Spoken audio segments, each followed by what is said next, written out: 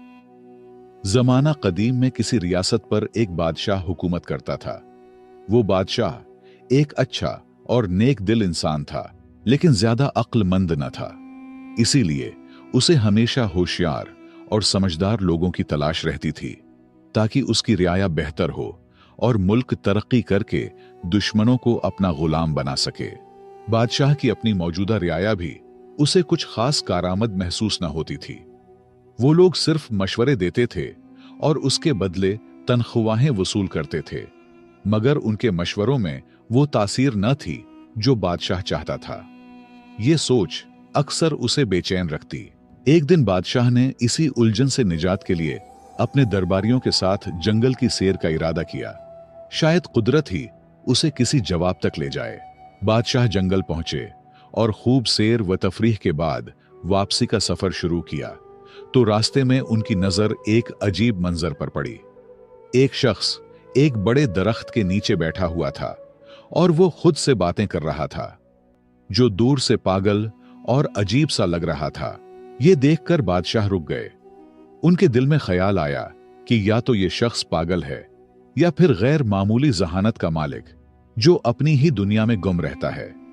तजस्सुस के मारे बादशाह अपने दरबारियों समेत उस शख्स के करीब जा पहुंचे और उससे गुफ्तगू शुरू कर दी। वो शख्स बज़ाहिर आधा पागल लगता था, लेकिन उसकी बातों में एक अजीब किशिश थी। बादशाह ने नरमी से सवाल किया, ऐ नौजवान, क्या तुम पागल हो जो खुद से बातें कर रहे हो? ये पागल बादशाह की पूरी सल्तनत बचाएगी, इस बात का किसी को गुमान तक नहीं था। लिहाजा पागल शख्स ने मुस्कुराकर जवाब दिया, पागल तुम हो और तुम्हारा सारा रियाया। मैं तो बिल्कुल ठीक हूं। मैं तो सिर्फ ये चाहता हूं कि इस जंगल को काटकर यहां शानदार महल्लात तामीर किए जाएं और उन महल्लात का बादशाह मैं खुद बनूं। उसकी बात में अजीब एतमाद और बेबाकी थी, जो किसी आम पागल के बस की बात न लगती थी। बादशाह और दरबारी उसके जवाब पर हैरान रह गए, क्योंकि ऐसे जुमले या तो किसी दीवाने के होते हैं या फिर किसी ऐसे शख्स के जो दलेर और गैर मामूली जहानत का मालिक हो। बादशाह कुछ देर तक खामोशी से उसे देखता रहा, फिर दरबारियों से उस शख्स के बारे में मशवरा किया, तो उनके अंदर छिपे लालच ने फौरन सर उठा लिया। वो आपस में चुपके चुपके बातें करने लगे। किसी के दिल में यह खदशा था कि अगर यह शख्स बादशाह का मुशीर खास बन गया तो हम उसके ताबे बन जाएंगे और हमारी अहमियत भी कम हो जाएगी। धीमे से एक दरबारी ने कहा, यह खतरा है, कहीं ऐसा ना हो कि यह हम सब पर हावी हो जाए। दूसरे ने जल्दी से बोला, नहीं, ये तो आधे से ज्यादा पागल है। होशियारी की तो इससे बिल्कुल उम्मीद न रखनी चाहिए। लिहाजा बादशाह को कहे कि उसे अपने साथ ले जाए। दरबारियों का मानना था कि यह शख्स हमारा क्या बिगाड़ लेगा, लेकिन खुदा को कुछ और ही मंजूर था। बिलाखिर दरबारियों ने बादशाह को यह मशवरा दिया कि उसे महल ले जाया जाए। अगर बहादुर निकला तो काम आएगा, और अगर वाकई पागल हुआ तो उसे बाद में छोड़ देंगे। बादशाह ने दरबारियों की राय पर अमल करते हुए बिस्मिल्लाह कहा और कुछ दबाव डालकर उस शख्स को अपने साथ चलने पर आमादा कर लिया। मगर रास्ते में अचानक उस शख्स ने घोड़े को दूसरी सिम्मत मोड़ दिया और कोशिश की कि भाग जाए। बादशाह और उसके दरबारी फौरन उसके पीछे लगा दिए। ताक़ब करते हुए वो उसे दोबारा काबू में ले आए और उसी रास्ते से महल की जानिब रवाना हो गए। जैसे ही वो महल पहुंचे तो हैरत अंगेज तौर पर वहां लोगों की भीड़ जमा थी। सब खुशी से नारे लगा रहे थे और बादशाह को मुबारकबाद दे रहे थे। बादशाह और उसके दरबारी ये देखकर हैरान रह गए और पूछा, ये किस बात की मुबारकबाद है? लोगों ने बताया, बादशाह सलामत, जिस रास्ते से आप सैर के लिए गए थे वहां दुश्मन की भारी फौज घात में बैठी थी, जबरदस्त असलहे के साथ। हमें तो यकीन हो गया था कि आप कभी वापस नहीं आएंगे। यह सुनकर सबकी आंखों में हैरत, शुक्र और फिक्र की मिली जुली कैफियत नुमायां थी। लोगों ने फिर खुशी से कहा, बादशाह सलामत, आप तो बहुत होशियार निकले, आपने रास्ता बदल लिया। बादशाह ने खामोशी से उस पागल शख्स की तरफ देखा और दिल में सोचा कि यह शख्स वाकई मामूली नहीं, कुछ खास है। फिर उसने दरबारियों की तरफ मुतवज्जे होकर हुक्म दिया, जल्दी करो, इस शख्स के लिए एक बेहतरीन कुर्सी तैयार करो, आज से ये मेरे साथ रहेगा। दरबारी, जो पहले ही दिल में डरे हुए थे, फौरन बोल पड़े, बादशाह सलामत, ये शख्स तो पागल है, ऐसा ना हो कि आपको नुकसान पहुंचा दे। आपके साथ तो हम जैसे अक्लमंद लोगों को होना चाहिए। मगर बादशाह ने उनकी बात को रद्द करते हुए संजीदगी से कहा, नहीं, ये शख्स तुम सबसे ज्यादा ज़हीन है। चुपचाप होकर हमें खतरनाक दुश्मन से बचाया। ये होता है ज्यादा ज़हीन लोगों की निशानी। अगर ये ना होता तो तुम में से किसी को खबर भी ना होती कि रास्ते में दुश्मन घात लगाए बैठा है। हमारी सलामती इसी की होशियारी की बदौलत है। ये सुनकर पागल मुस्कुराया और फख्र से बादशाह के पहलू में रखी कुर्सी पर बैठ गया। मगर इस लम्हे से महल में एक नया तनाजा जन्म लेने लगा। दरबारी, जो सदियों से नस्ल दर नस्ल उन कुर्सियों पर बैठते आए थे, किसी सूरत ये गवारा न कर सके कि एक अजनबी, और वो भी पागल कहलाने वाला, उनके बराबर आ बैठे। वो दिल ही दिल में जलने लगे और उस शख्स के खिलाफ साजिशों का जाल बनने लगे। लेकिन जिसे अल्लाह ताला इज्जत अता करे, उसे दुनिया की कोई ताकत गिरा नहीं सकता। इज्जत व जिल्लत का इख्तियार सिर्फ उसी के हाथ में है। ये कहानी सुनकर आपका अल्लाह की कुदरत पर यकीन और भी पुख्ता हो जाएगा। अल्लाह बादशाह को गिराकर फकीर बना सकता है और पागल को बादशाह बना सकता है। और जब वो किसी को बुलंद करना चाहे तो दुनिया की सारी साजिशें नाकाम हो जाती हैं। दरबारियों की साजिशें, उनका हसद और मुखालफत उस पागल को इज्जत कैसे देता है, आइए जानते हैं। एक दिन सुबह जब महल में दरबार सजा हुआ था, रियाया के चंद अफराद आगे बढ़े और उस शख्स के पास पहुंचे जिसे सब पागल कहा करते थे। अदब से बोले, भाई साहब, आप पर सलामती हो, हम आपसे कुछ जरूरी बात करना चाहते हैं। रियाया ने बात करते हुए कहा, भाई साहब, आपको हमारे बादशाह के उसूलों और दरबारी आदाब का कुछ अंदाजा नहीं। हम तो बस ये चाहते हैं कि आप किसी गलत फहमी में कोई ऐसा कदम न उठा लें जिसकी वजह से आपको सजा भुगतनी पड़े। पागल ने हैरत से कहा, क्या मतलब, मुझे सजा मिलेगी? मैंने तो कभी नहीं कहा था कि मुझे यहां महल लाया जाए। यह कैसी मुसीबत है, मुझे वापस ले चलो। उसकी बात सुनते ही रियाया के चेहरे पर एक हल्की सी खुशी की लहर दौड़ गई। उन्हें लगा कि उनकी चाल कामयाब हो रही है, लेकिन बादशाह की डर से उसे डराकर महल से निकाल नहीं सकता, बल्कि नरमी से अपनी बात मनवाने की कोशिश करते हुए बोले, भाई साहब, आपको अंदाजा नहीं है कि अगर आप हमारी बात मानेंगे तो आपको क्या कुछ मिल सकता है। पागल, जो सजा के लफ्ज से वैसे ही खौफजदा था, फौरन घबराकर बोला, ठीक है, बताओ क्या करना है। मौका देखकर एक मुशीर, जो खुद बादशाह का करीबी मुशीर खास था और जिसकी कुर्सी अब उस पागल के जेर कब्जा थी, आगे बढ़ा और मौकारी से बोला, हमारे दरबार की रिवायत है कि दरबार का आगाज तभी होता है जब कोई शख्स बादशाह को थप्पड़ मारे या कोई ऐसा अमल करे जिससे दरबार बेदार हो जाए। पागल, जो अक्ल से बिल्कुल पैदल था, वो फौरन बोला, अरे ये तो कोई बड़ी बात नहीं, थप्पड़ किया, मैं तो बादशाह को लात भी मार सकता हूं। रियाया ने उसकी बेवकूफी पर हंसी छिपाते हुए उसे शाबाशी दी और खुशी से मजीद उकसाया। जब बादशाह कुर्सी पर बैठे तो तुम जाकर उसकी गर्दन पर जोरदार थप्पड़ रसीद करो, फिर देखना बादशाह इतना खुश होगा कि तुम्हें ढेर सारे इनामात से नवाजेगा। पागल ने भूलपन से बात मान ली।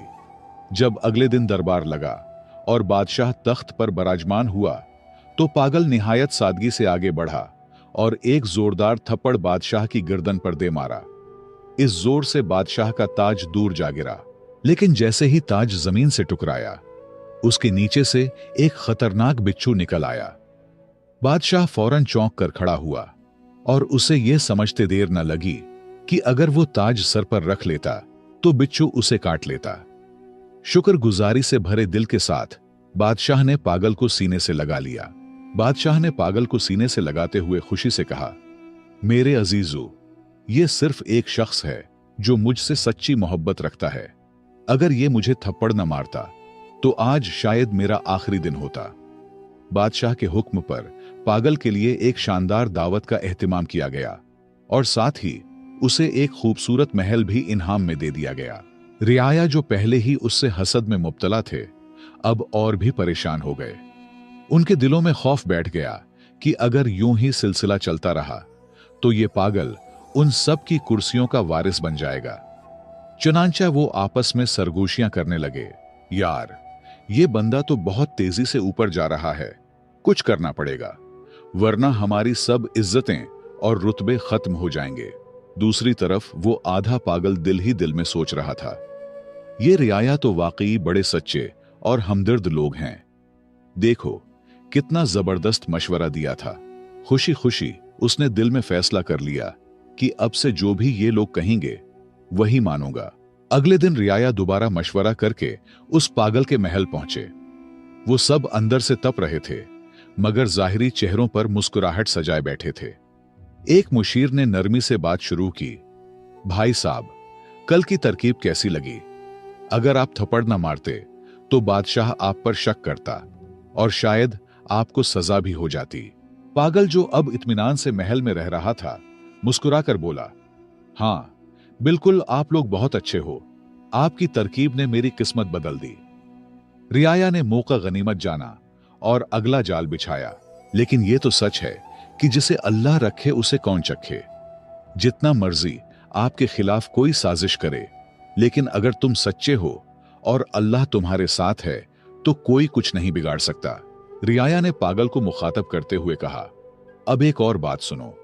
सुबह जब दरबार लगे और बादशाह कुर्सी पर बैठने लगे तो तुम फौरन उसकी कुर्सी पीछे से खींच लेना।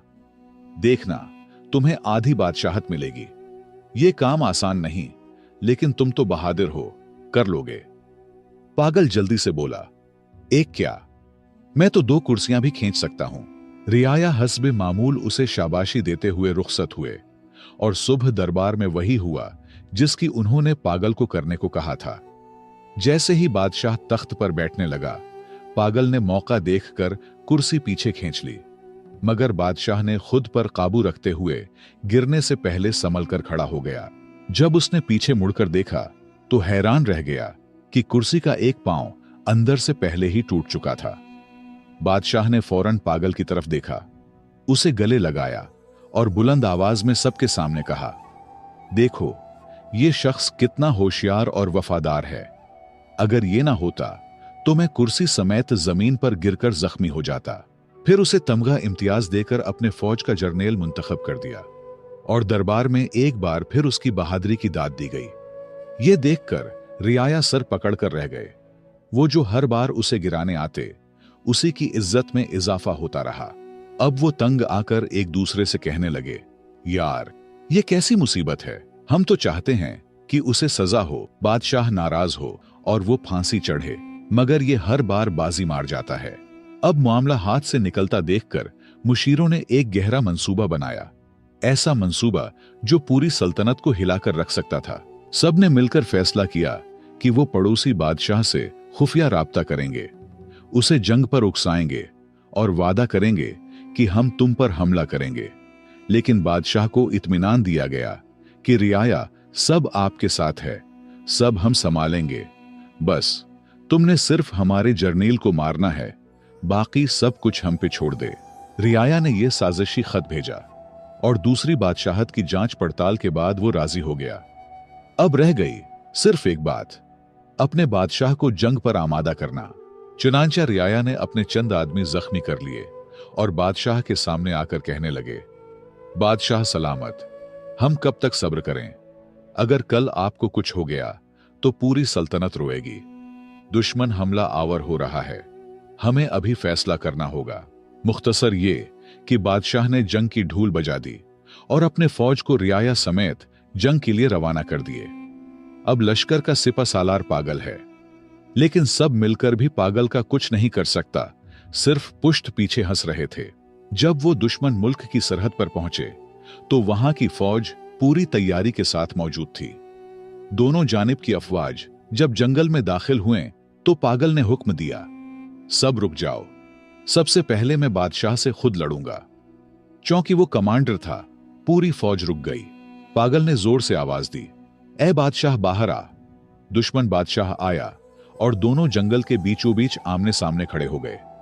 अचानक एक खूंखार शेर झाड़ियों से निकला और दुश्मन बादशाह पर हमला कर दिया।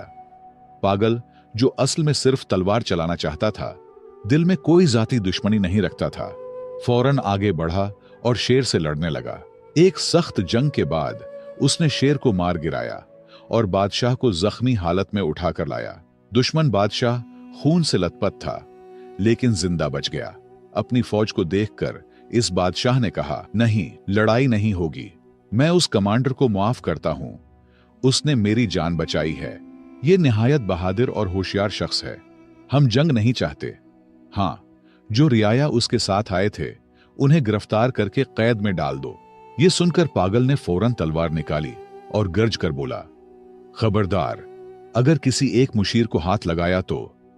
बादशाह ने उसकी वफादारी देखकर दिल ही दिल में कहा, क्या कमाल का बंदा है, दुश्मनों को बचाता है और खुद को भूल जाता है। अब पागल का चर्चा पूरी रियासत में होने लगा। उसकी बहादुरी और सच्चाई ने सबके दिलों को जीत लिया। यहां तक कि बादशाह ने उसे अपनी बेटी के निकाह में दे दिया। रियाया, जो पहले ही अंदर से जले बैठे थे, ये मंजर देखकर चुप तो रहे, लेकिन हर कदम पर जिल्लत का बदला उनका मकसद बन गया। अब तो दोनों रियासतें एक बनने लगे। दोनों की दुश्मनी दोस्ती में बदल गई। लेकिन रियाया ने एक और नया जाल बनने का फैसला किया। एक दूसरे से कहने लगे, अगर इस पागल को हमने न रोका तो कल हम सब उसके गुलाम बन जाएंगे। उसे खत्म करना जरूरी है। सब ने एक जबान होकर हां कर दी। लेकिन उनमें एक बूढ़ा मुशीर भी था, तजर्बाकार और दिल का नर्म। उसने बड़ी कमाल की बात कर दी। वो उठा और निहायत संजीदगी से बोला, दोस्तों, मेरी बात गौर से सुनो। दुनिया में हर शख्स को अल्लाह ने एक खास मकाम, हैसियत और सिफत अता की है। और याद रखो, जिसे अल्लाह इज्जत देता है, दुनिया की कोई ताकत वो इज्जत छीन नहीं सकती। अगर तुमने उसे मार भी दिया तो याद रखो, उसकी इज्जत और भी बढ़ जाएगी।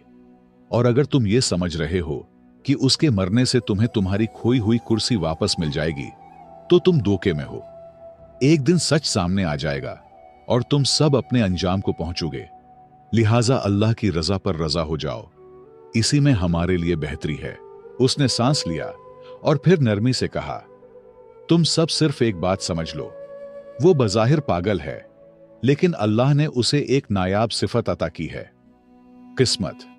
अगर पूरी रियासत भी उसके खिलाफ हो जाए तो वो अकेला ही जीत जाएगा। लिहाजा उससे उलझने के बजाय खुद सच्चाई इख्तियार करो। सारे रियाया ने अपने हसद पर तौबा किया और कुछ वक्त बाद पागल वफात हुआ और रियाया फिर से अपने रुतबों पर फायज हुए। तो दोस्तों, ये कहानी बज़ाहिर एक फनी कहानी लगती है, लेकिन इसमें एक हकीकी सच छुपा है जैसे हमें तस्लीम करना होगा, और वो है सच्चाई, किस्मत और अल्लाह का करम। हमें भी कभी किसी से हसद नहीं करना चाहिए, क्योंकि अगर कोई किसी ओहदे या रुतबे पर फायज है और कामयाब हुआ है तो वो उनकी मेहनत का सिला हो सकता है, उसकी अच्छी किस्मत हो सकती है, या उसमें ऐसे सिफात हो सकते हैं जिसकी वजह से अल्लाह ने उसे वो इज्जत दी है। कोशिश करे वो सिफात अपनाए, मेहनत करे, सच्चाई इख्तियार करे, शायद वही इज्जत तुम्हें भी मिले। लेकिन हसद न करे। तारीख इस बात का गवाह है, मुनाफिक लोग और हसद करने वाले कभी कामयाब नहीं होते। हमेशा मैदान सच्चे लोगों का ही होता है। मुझे उम्मीद है आपने इस कहानी से बहुत कुछ सीखा होगा।